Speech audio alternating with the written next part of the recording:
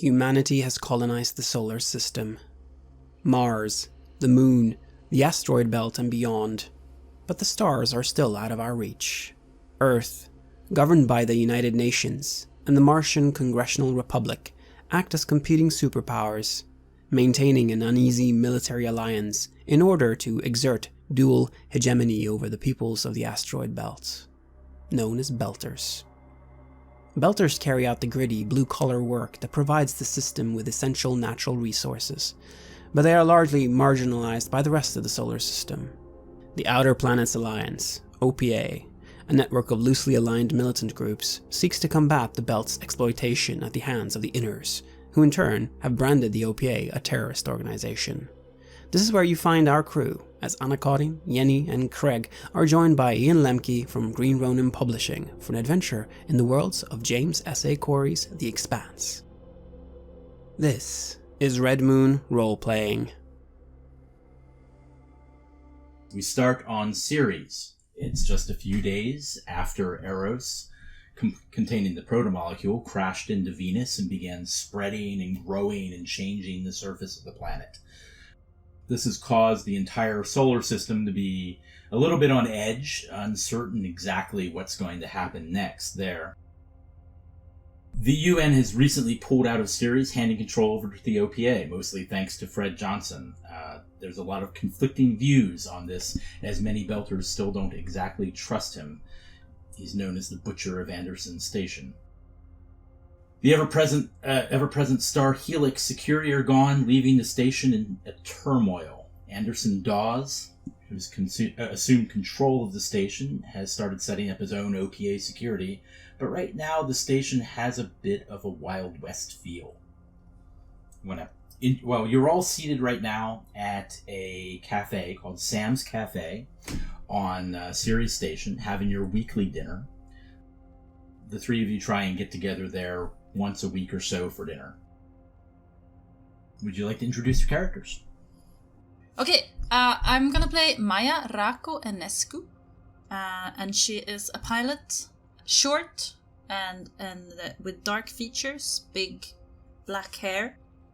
She has some tattoos on her throat and on her forearms that is mostly in some kind of swirly, more spirally patterns. Mainly because she likes to do the slingshot racing. She is of a very happy and easy, happy-go-lucky demeanor, and she is currently eating some kind of noodles with great fervor.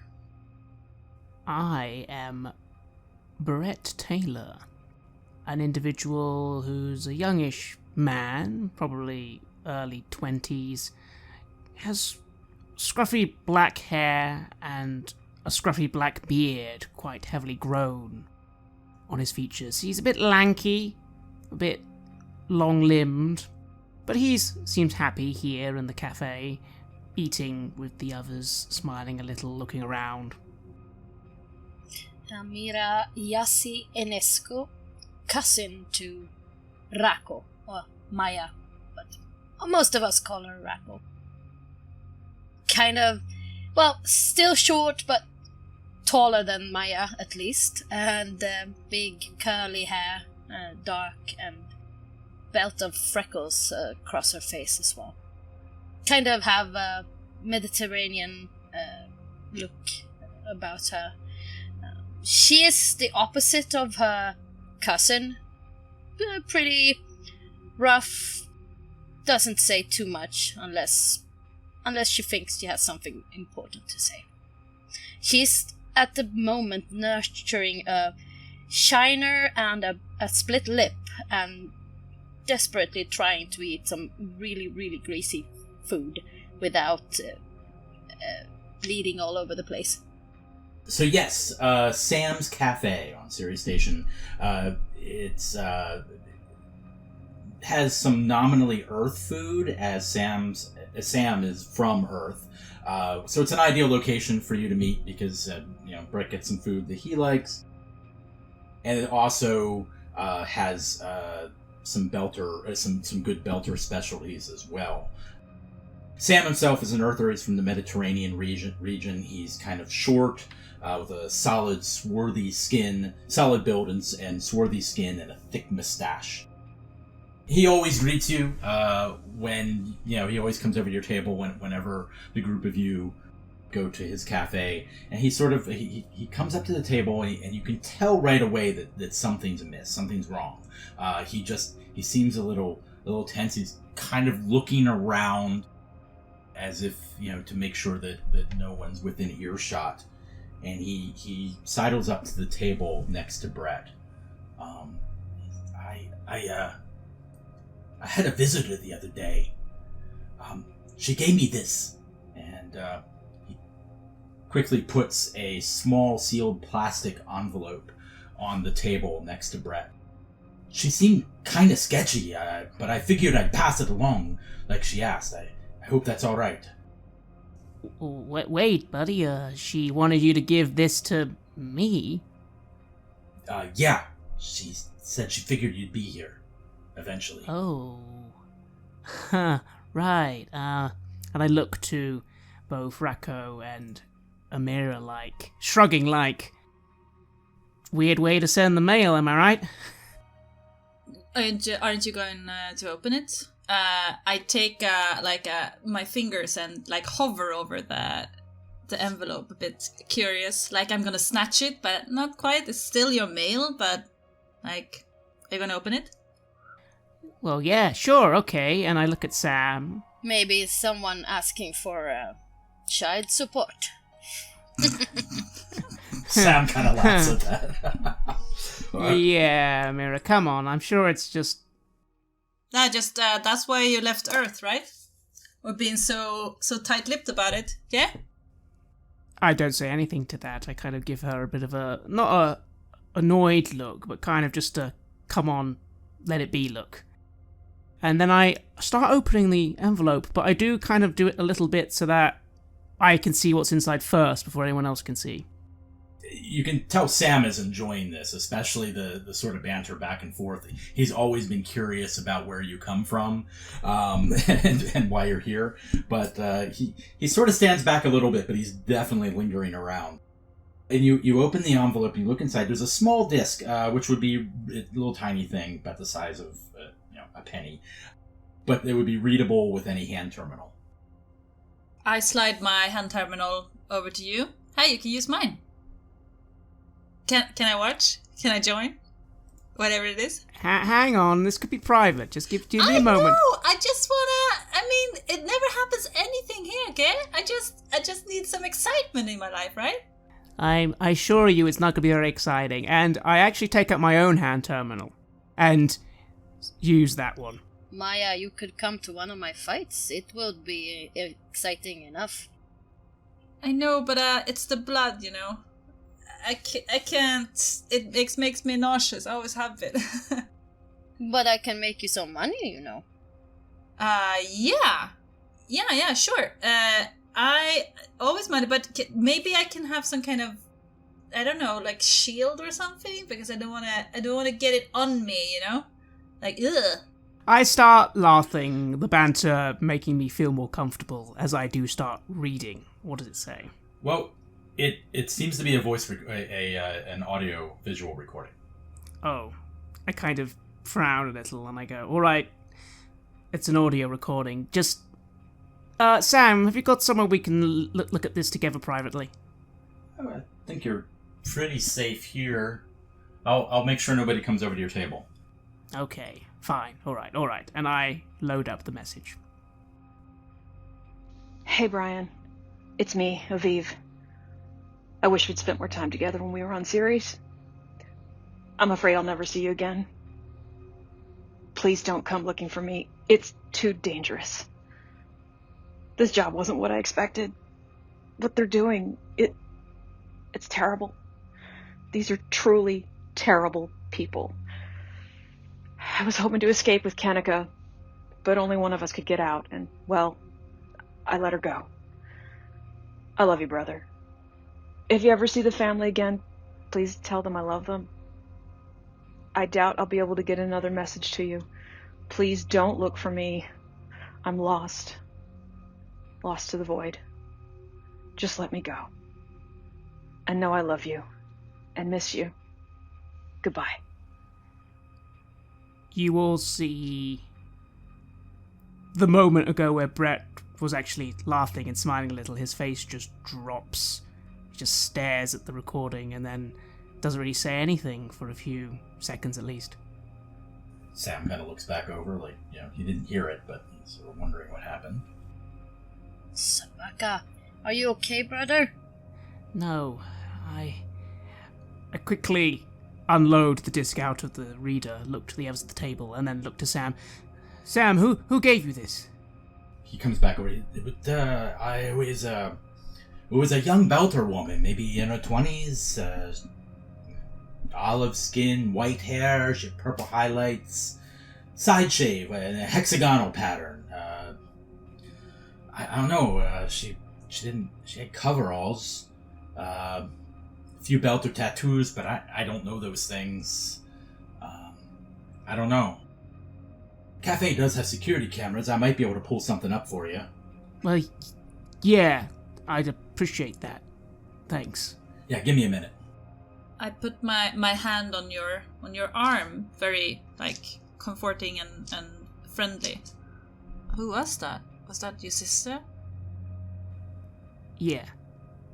Yeah, that was my sister, yeah.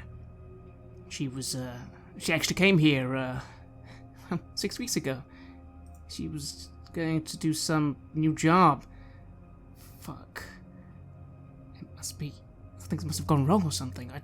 What do you think? You saw it. What does that mean? I don't know. Why didn't you tell us about her? It wasn't important. It wasn't important? No, Well, I have a sister who was getting a new job somewhere. Like that wasn't that important at the time.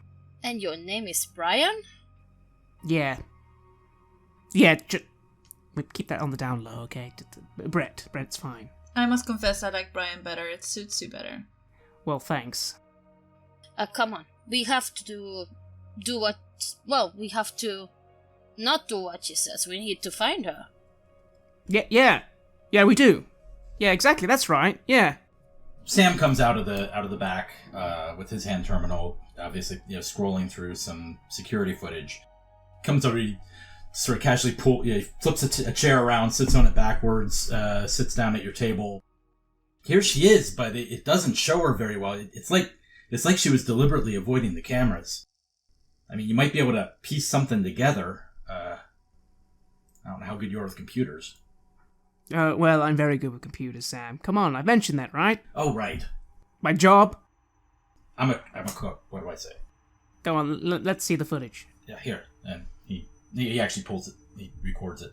Wait, he swipes it to your hand terminal so you can look through it. And you see her come in, and it's clear she obviously cased the place beforehand and is not, is very careful to get a full facial image. You think if you take some time, you might be able to assemble, digitally assemble a better, three-dimensional image, but with, predictive software, but, it won't be perfect. As I'm looking at it, I frown, and then I look to the others. Don't suppose any of you people know people who can find people on the station? With this, it's not much. Might just happens that I do, Baratna. Yeah? Yeah. I know a guy who might know a guy. Even with this footage, I could maybe make it a bit clearer, but obviously they didn't want to be noticed. Well, the side cut with the hexagonal pattern he described might just do it. Oh yeah, that's a good point. Those tattoos are quite important, aren't they? Yeah, maybe take it to a tattooer or something. Maybe they know. I don't know. Yeah. Okay. Thanks, Sam. Do we have time? You see Brett looking quite concerned. Do we actually have time? I'm supposed to be back on shift soon. I don't know if we have time to go chasing after some random person. Or do we? I don't know. I mean, you want to find your sister, okay? Yeah. Okay. I will say like this. We will help you, right, Amira? Of course. But you will have to pay us good. Okay? Yeah, my next wages you can... No, Dock no, no, them. no, no, No, no, no. yes. No, I mean, Brian, you're a earther. You are rich. I have money, but... okay, I can... Yeah, you know what? I've got some left. Fine. Yeah, sure. Share among good friends. But honestly, I don't... That's the reason I'm out here, you know that. The money is the reason you're out here. No, but the reason I'm out here means that money is not going to last forever. I don't have a bank account I can just keep topping up back on Earth. Honest! I'm okay with you doing my laundry for, let's see, 6 months? Do you even change clothes? Rarely, but I do. I think you're selling yourself short. No, you should see the stack of dirty laundry I have. Okay, you do her laundry, you pay me, okay? And again, you see Brett almost smile a little at this sort of friendship he has with these two. It almost makes him forget for a moment what's going on, but then he kind of remembers and goes, yeah, deal. Okay, so Amira, where do we go? Well, you need to work, yes? I can send out a question to the guy that I know, and we can meet him when you're done working. Sure, deal. Let's do it. Yeah, I'll try and make this image a bit clearer, get some more data if I can, and you do that. And okay, let's get on this. I think we need to do this quick. I don't know how much time we have. Okay. So you're going to go in and work your shift. Raku, you're actually on leave right now because you go whenever whenever your shipping goes. So you actually have a few days leave right now. And Amira, you're actually the engineer on that ship, so I'm just gonna say, both of you actually have a few days leave right now. But Brett has, he sort of does tech support and such, so he kind of needs to be in there every day doing stuff. However, going into work would give you the time. You can sort of on the side run some algorithms and see if you can reconstruct a better image while you're at work. So that'll work out well. And meanwhile, Amira, you were going to reach out to some of your buddies and see if you can learn anything? Yeah, just before he goes, I just put my hand on his arm again and says, Brian, of course we will help you. Don't worry about the money. I was just kidding. It's family. It's what we do. Okay? I know. Sorry, old Earther habits. I forget sometimes how much better it is out here. People trust each other more. It's good. Yeah, but we don't have, water in our toilets like I heard you had, or whatever it is you do over there. It sounds like it's a lot better on Earth with all the green trees and the flowy, nice air stuff things, but okay, it's better here. It sounds like a waste to me to shit in your water. Trust me, Earth's beautiful, but we forgot to make the best of what we had a long time ago. We forgot. We're just... We exactly. It's like Mira says, we waste. Everything's a waste. Okay, if you say so. Still sounds kinda nice.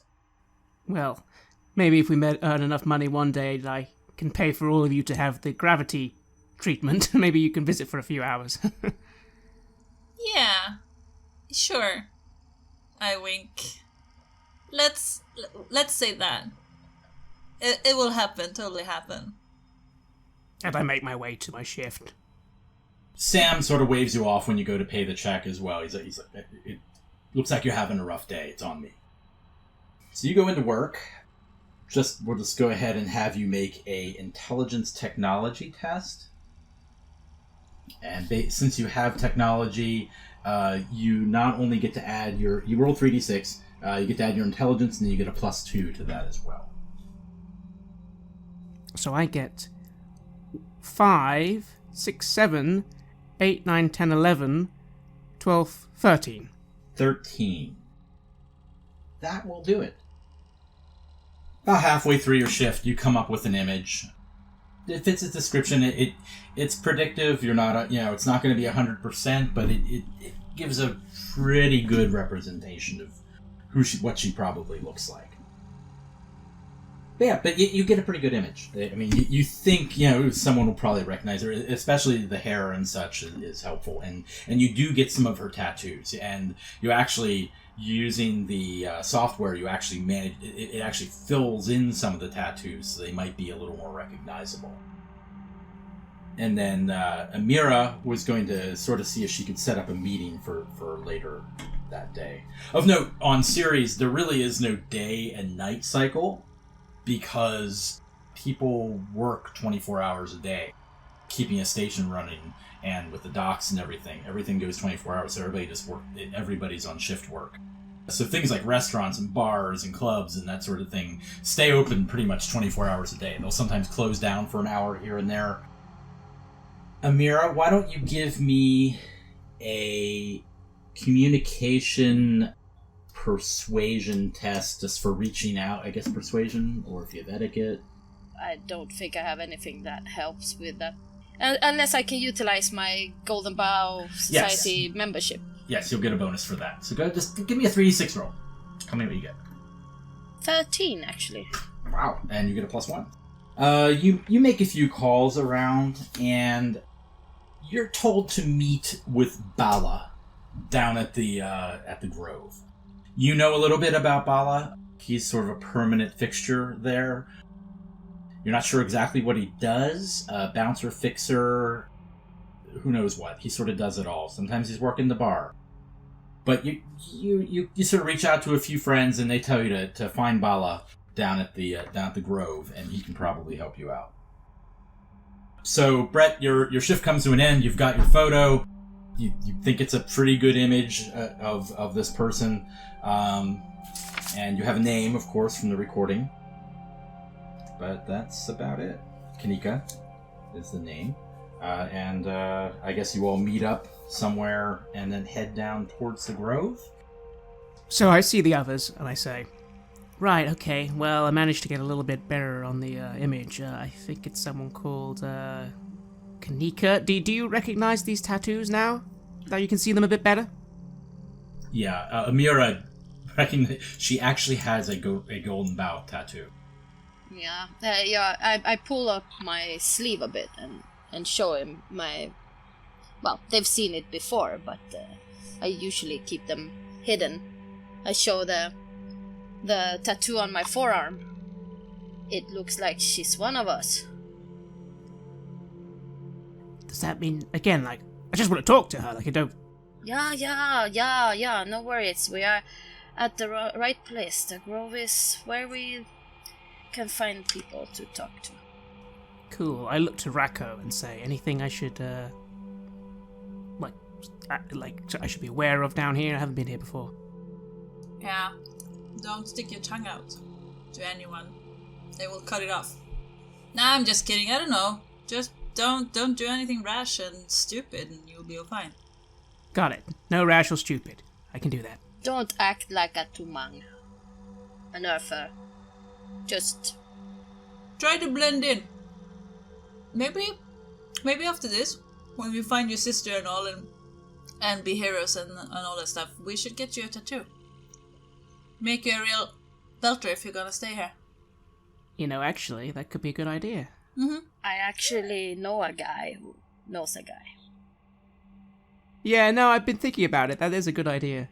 Anyway, okay, right. And Brett will then just go quiet and follow after the others. I mean, right now you're just a pale walla that like everybody sees that you're not from here, and I think it would be like this beard ain't fooling anyone, eh? I don't know, I kind of like the beard. You did a little makeover, and we will help you, and it's fine, but first we're gonna be heroes, we're gonna save your sister, and everything's gonna be hugs and puppies, and then I'm gonna help you. Rako is gonna help you, I'm gonna give you one of my famous makeovers, okay? Okay, I trust you. You shouldn't, but it's gonna be fine. You know, you said that the first day we met. I still do. I know. I mean, I'm fun, but don't trust me. Or if you do it on your own. risk, you know? And I laugh as I then follow them in and, again, let them do the leading and the talking. All right, when you get to the Grove, I mean, there's nothing glamorous out front. It's just a plain neon sign that says the Grove and a grungy-looking door. However, you can feel the music from outside. And as you enter, there's a bouncer who looks you all up and down and sort of gives the nod to Amira and lets you all in. You get the impression that if you hadn't been in her company, there would have been some questions. And actually, this would be a good time to ask: are any of you actually carrying weapons on you? Like, I know a couple of you actually do have weapons. Are you packing? Don't think so. Okay. Well, I do have my guns, but... And I mean my hands. And... That's always with you. I guess Brett would be the big... Well, I mean, I believe, Raku has a taser, and I believe Brett has a pistol. Then I'm wearing my taser. Okay. Yes, so I do have my pistol on me that I actually got here on the station on the advice of Rako, I think, actually, just, again, for protection purposes. If you can shoot, you should carry something, right? So you're all, a little bit armed. You go into the club, and as you go in, the waves of the music wash over you. It's belter dance music called banger.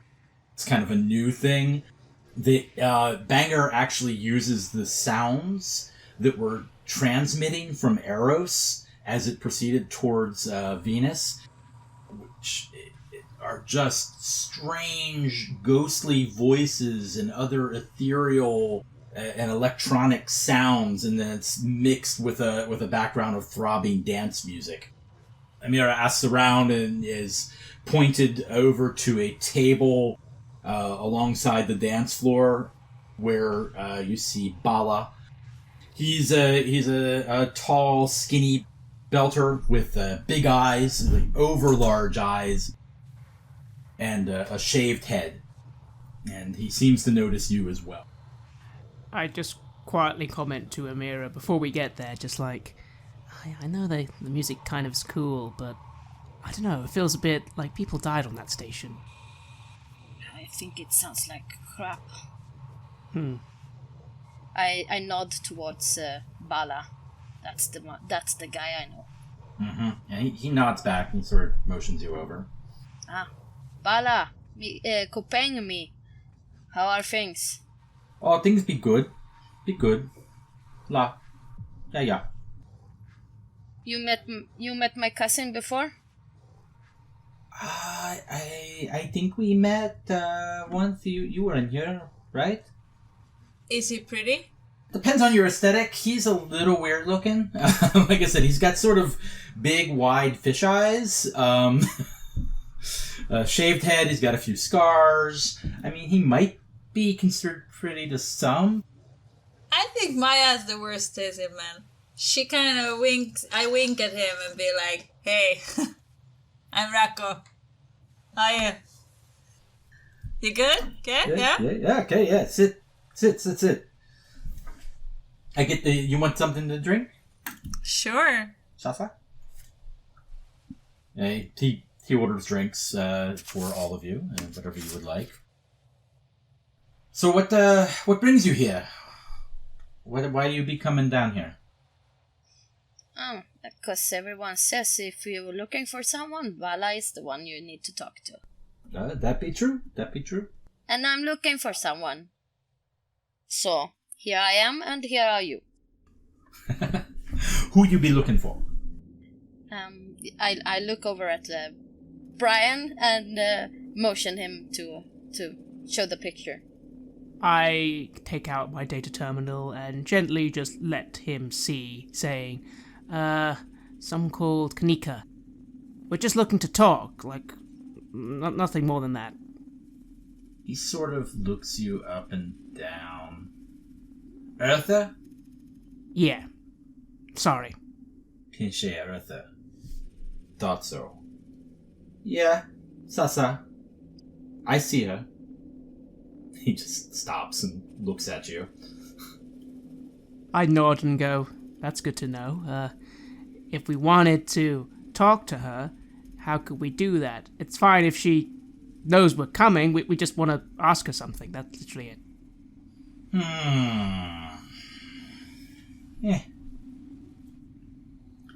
Amira knew, but I tell you, she down Lenny's in Asteroid Belt. You're not the only ones asking about her, can't? We're not? No. The other Koya's got a better picture, too.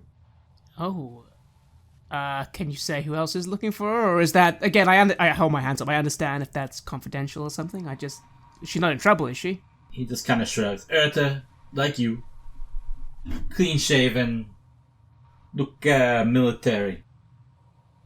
Me not tell pinche sabaka nothing. I frown a little and just look to the others like, oh. You got friends coming, Brett? I don't have any friends in the military, no. Okay. Your sister have friends in military? She was a biologist. She a sister? No, not this lady here. Someone else. Ah. She no look sister. She might know of his sister we're looking for. The Koya's maybe military, ex-military, something like that. They mean business. Did they come here to the grove? Uh-huh. They knew the tattoo. That's some balls of them. Yeah, they mount. No one mess with them though. When did this happen? Just yesterday. Right, okay, well how can we find Kanika then? She down at Lenny's in Asteroid Belt. Lenny's, the flop house. Right, oh, okay. Sorry, yeah, I got it. Brilliant, well thank you then. Thank you so much, I owe you one. Yes, you do. I be seeing you. Definitely. I smile. I'm not begrudging owing this man something. He grins. This wide grin showing his teeth. It looks a little threatening. I get up and then I wink at him and I say, I be seeing you then, Bala. Later. I be seeing you too. Gives you a much friendlier smile. Yeah, I kind of just stand up and nod towards him and we will talk later. Sasa? Can't wait to see your next fight. No. You tell me which way I go, you know. You know where Lenny's is. Well, maybe not. It go down, all the way down. And down Asteroid Belt. Just ask around. You find Lenny's. It's easy. As we're leaving, I say to Rako, that went well, right? That was a good interaction. Yes? No? Yeah, it's gonna screw you over, but you got what you wanted, right? Yeah, yes I did. I'm not happy about this other person looking for them, though. That sounds bad. You should have left the owing part to me. I can't be letting you do all the heavy lifting. Yeah, but you know, Brett, here everybody is like, well, he's an earther, so what do we care? Like, let the Walla pay. I mean, you have to kind of stand up for yourself. You have to have some spunk. I don't know. Hey, I do. Come on, you. Yeah. You have spunk, like asparagus spunk. I mean, you are really trying. You're really learning. We're gonna help you. It's gonna be great. But like, you are lucky to have us because people look at you and they would be like, ha, look at that, Awala, look at that. We're gonna pashang him over back to the earth. But we will help you. I know, but makes me glad I got one of these up here and I pat down the gun and like, just in case. Can you shoot with that? Yes. I wouldn't let you get me a gun I didn't know how to shoot. Okay. let's go to Lenny's, okay? Okay. Yeah, let's do it. You don't know exactly... I mean, Amira doesn't know exactly where Lenny's is, but based on the description, you know roughly where to look, and it shouldn't be too hard to find. If Flophouse is going to advertise, after all. So you take a tube down into the station. The first thing you notice when you get down there, especially Brett, is the Coriolis is bad here. That you feel mildly disoriented and nauseous. I mean, it really doesn't bother Amira or Raku very much, but for an Earther, it's obnoxious. The gravity just doesn't feel right. Every step you take, you sort of feel like you're falling forward or backward.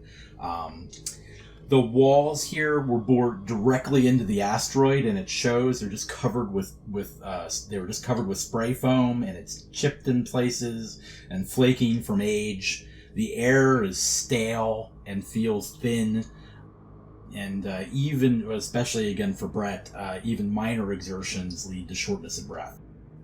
Yeah, you see me as we get down there, like, I start doing this exercise where I'm looking at the ground and slowly looking up and then looking at the ground again and just trying to do my best to center myself, even though it is extremely difficult.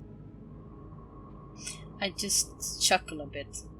So looking for Lenny's, if someone wants to make any of you can do this, it could be communication, etiquette would be okay for sort of asking around, or even a perception scene test. I haven't rolled yet, so I can roll. So how do I do this? So, do you have Etiquette. a good perception? Okay, you have etiquette. So communication. So if you have etiquette, so you get to add your communication. You roll 3d6. You add your communication score, and then you get a +2 because you have an etiquette focus.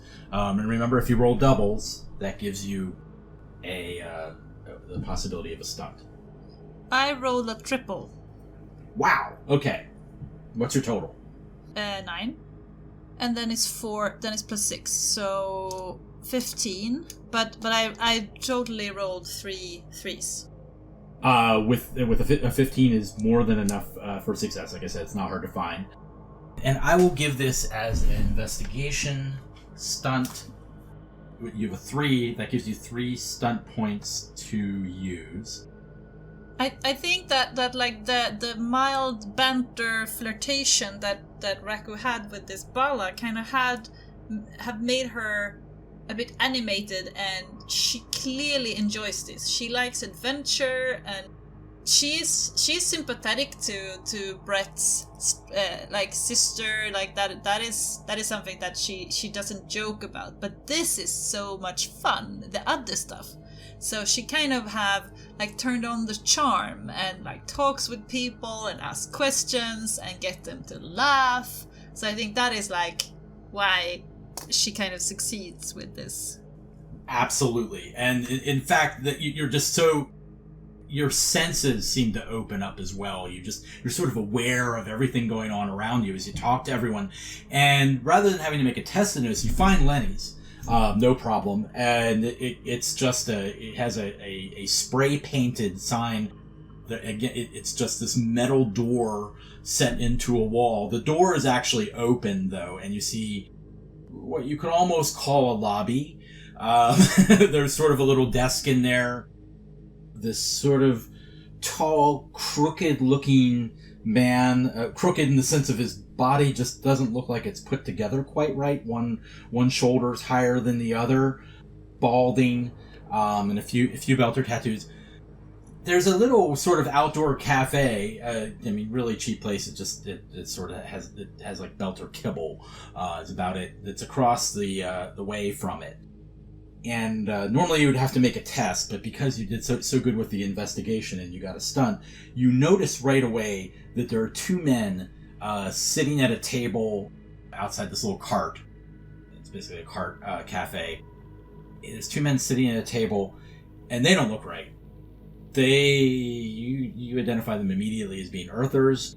They're wearing sort of black paramilitary gear. Pretty sure they're armed. And, shaved crew cuts. They're definitely military or ex-military of some kind. You think they might even have be wearing some light body armor.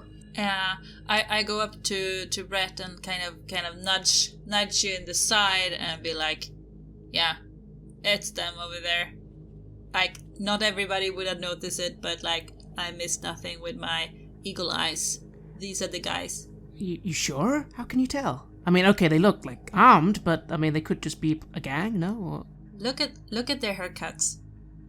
Oh yeah, that's a good point. It's wicked obvious. I smile, but then I look at Amira like, I mean, what should we do? Like, I guess we need to be subtle.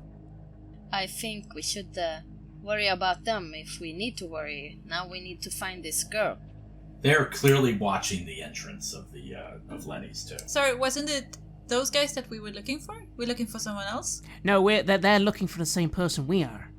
Oh, but let's look at them. Or one of us could look at them and then we split up. Do you feel like looking, cousin? Or do you feel like, coming in? Doesn't matter. I can do whatever. I mean, I suppose... Actually, I start looking in their direction just for a moment. Have they noticed us? They're seemingly sort of, one of them is like sort of flipping through his hand terminal, maybe playing a game, you're not sure. The other one's sitting there and he's pretty much staring straight across the street at Lenny's. Clearly keeping an eye on the door, and Raku noticed it early, quick enough that before he really noticed you. Though you see other people walking past and he doesn't really seem to be paying over much attention to passersby, so give him a quick glance up and down, but he's not really fixated on them. He's mostly watching the door, like he's waiting for someone to go out. All right, well, let's go in. I think we should all stick together, but maybe this woman will want to know these people are out here. Maybe she's hiding out from them for some reason. Yeah, sure. I will come in with you. Okay. All right. You go in.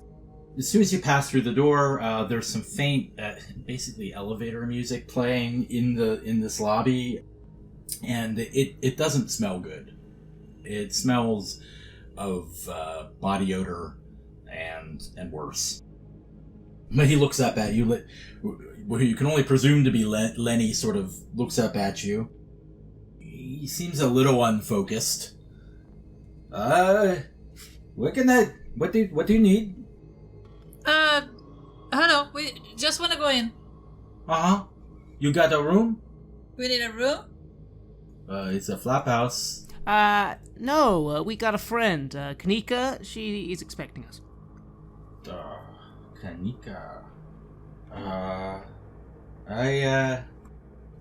ain't got no Kanika. Have you got someone who looks like this? And I show him the picture. Oh, yeah. She here. Who you call her? Why are you looking for her? I pause and look to Amira. We're just looking to talk. Yes? To talk. Yeah. We can pay for a room if we need to, but we just want to talk. Yeah. We're not gonna cause any disturbance. I lean forward, smiling, and start accessing on my terminal my credit account, and sort of say, look, I can make it worth for your while. Give me an income test. I got a double ones. Okay. So, 1, 2, 3, 4, 5, 6. That's 10. 10 will do it. He's sort of tapping you out. You'll basically be more or less broke by the time you keep like putting a number up, and he sort of up. Well, all right, Koyo. Yeah, she done room 17. Thanks. You feel the eyes of that man on your backs as you're talking to Lenny as well. I mean, it's clear he's paying sharp attention to you. The military guys. The military guys, yes. I look at my cousin and I say, smile and laugh and put your arm around Brett. Ah! Now we're talking! And I do that! A bit too tight. But all in good fun. I laugh a little as well, like, yeah, right. Oh, what you laughing for? I'm a really good fuck. Don't insult me. I won't. I'm sure you are. So now laugh. I'm not laughing. Yeah, but you laughed in an embarrassed way. Laugh like in a horny way. Like, let's go in and do some good pashang, huh? Come on. And Brett actually does start to laugh, actually quite earnestly. Lenny sort of sits down, pops a couple more pills, just for the heck of it. And give me a communication etiquette test to serve you for the performance of trying to. Amira tries to sell it as well by slapping Brett's ass very awkwardly. I got 12. Okay, 12. Yeah, you sell it. Not great, but you think enough that. Enough that he you're not sure. You probably threw off some suspicion at least. They're probably you aroused a little suspicion, but they're still sitting there. So you head down these really narrow corridors, and the smell gets worse as you go back down the corridor. You're not really what people have done in these hallways, and you don't really want to think about it. What a charming place, I say to you, Brett. Let's pick another one for our honeymoon. I mean, somewhere that a bit fancier, maybe? Oh, what? You mean somewhere on the higher level of Ceres Station? Yeah, but you have to divorce your wife first. Oh, yeah, of course. I forgot about my wife. Yeah. But this is not a place where you take a lady. And as we get further in the corridor, I do kind of smile a little less, starting to actually pay attention, just looking around, because I'm starting to get a little anxious about the concept of people watching. And you go out of sight of the two paramilitary-looking gentlemen very quickly, and you easily find room 17. Okay. So, who wants to do the friendly knock? This is your heist. Heist? We're not stealing anything. I don't know what it's called then. Your stakeout? If anything, it's a missing persons case.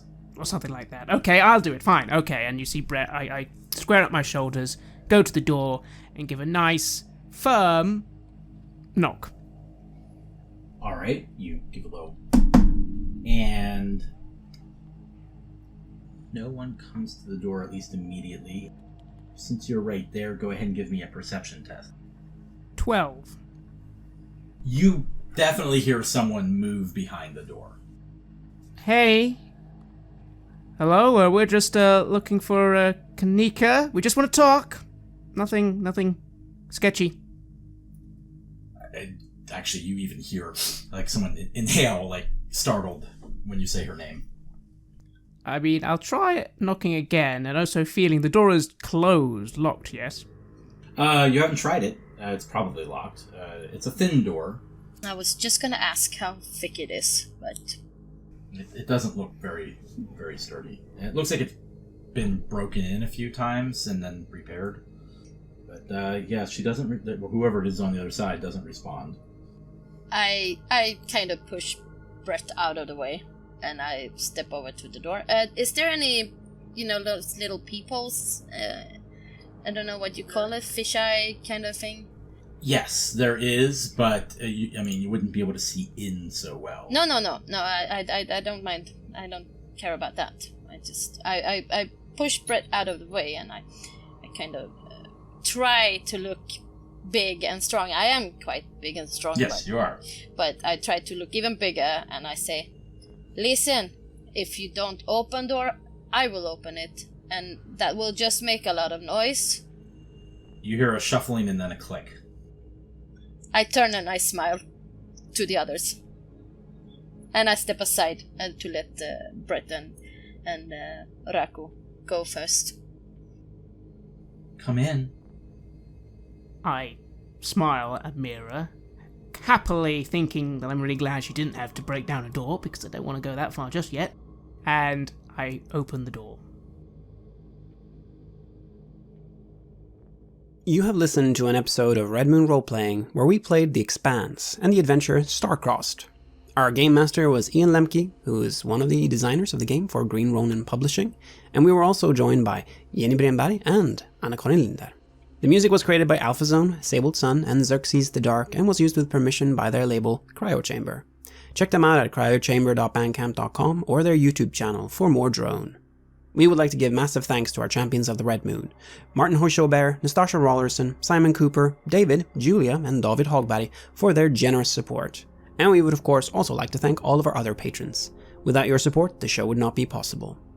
You can get access to bonus campaigns for Cultivately Lost and Coriolis there, as well as get early and raw access to all of our recordings. You can also hear your name read on the show as a champion of the Red Moon, as well as play Cult with us. Most importantly, that support is what keeps the show going, so do check us out there. 4 belts of lowdown.